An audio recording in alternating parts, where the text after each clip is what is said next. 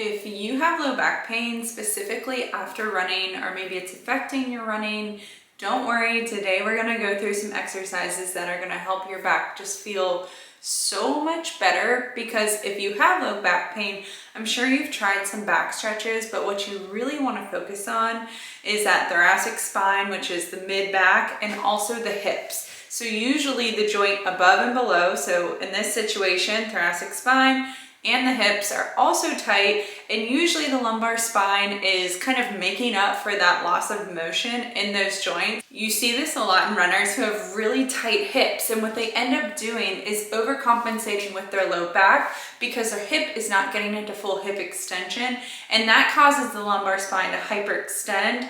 Over time, as you can imagine, rep after rep, stride after stride, it tightens up and can create a lot of tension or pain.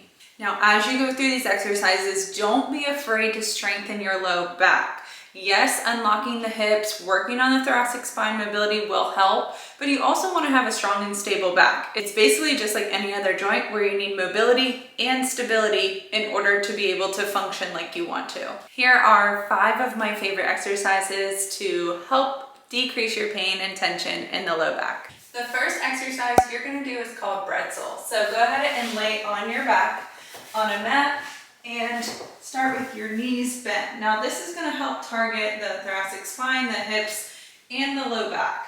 So I'm going to start by crossing my left leg over my right leg, and from this position I'm going to swing my hips to the right. Try to resist your ribs from turning to the right. So you want your ribs to still be facing up towards the ceiling. You want your shoulders to be facing the ceiling and your head facing the ceiling.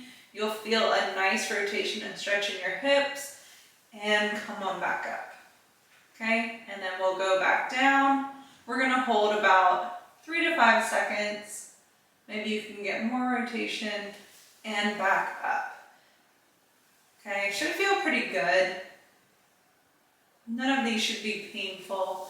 And then we'll go ahead and switch, reset, and then we'll do the other side. Same thing. You always want to do both sides. Again, holding 3 to 5 seconds. And you can do about 10 reps to a minute each side, depending on how tight your back feels. The next exercise is called Thread the Needle. You're going to want your foam roller for this one. It's okay if you don't have a foam roller, you can still modify and do this exercise.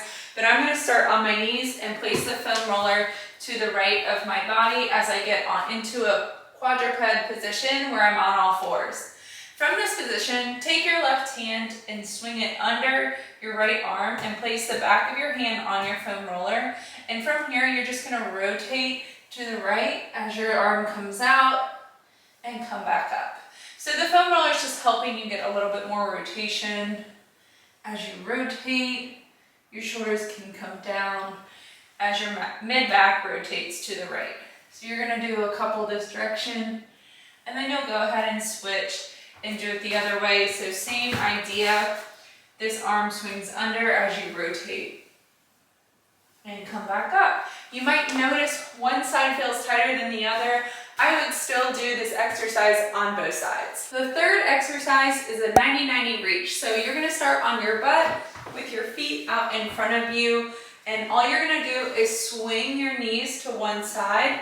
So I'm swinging my knees to the left, and from here my right arm reaches across, and then I come back to starting.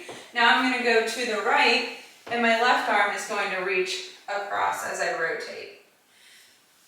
So you're just alternating back and forth, loosening up your hips and your mid-back into more rotation.